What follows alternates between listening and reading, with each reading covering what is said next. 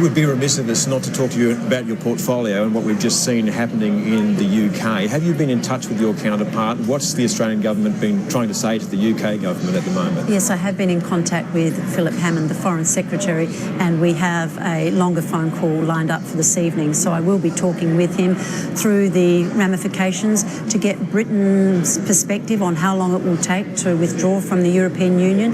There are conflicting messages that under the Article 50 of the European Union Treaty, a country withdrawing can have up to 2 years, but then there are messages coming from Europe saying that they want it to occur as soon as possible to prevent contagion in other countries.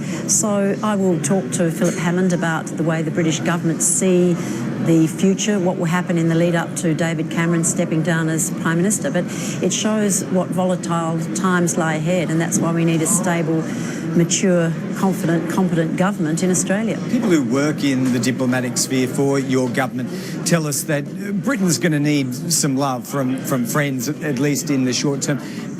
Do you agree with that? And what sort of tangible outreach, what might Australia do to show some solidarity with Britain as it loses love with Europe? We have a unique historic relationship with Great Britain. They are an indispensable friend of Australia's. They are a strong ally, and we will continue to work closely with Britain. They're part of our intelligence community. We are very close in strategic and economic terms, and I would imagine that will only grow deeper over the years to come because of the opportunities that the exit from the EU do present. But there will be many other countries who will be considering the same consequences. But we must have a strong relationship with the European Union. Even as a 27-member country, it is a significant economic trading bloc for Australia. We have negotiations for a free trade agreement underway with the European Union. They will intensify. I would hope that should we be re-elected, we would be able to conclude a free trade agreement with the European Union and, of course, pursue closer economic ties with Britain. Now, we have to let you go because we know you have many other commitments, but just one last point on this.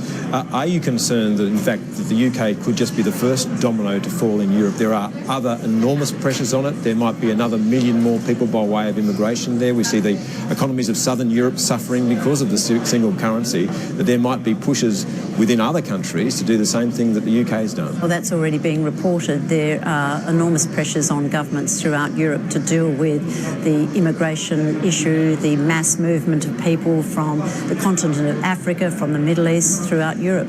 There are significant challenges. Of course, the volatility of the economies in Europe is also a challenge. That's why we need a strong, stable coalition government in Australia. One important thing is to stay on message. Julie Bishop, thank you very much. We know you have many commitments, so thanks for coming and speaking to us. My pleasure.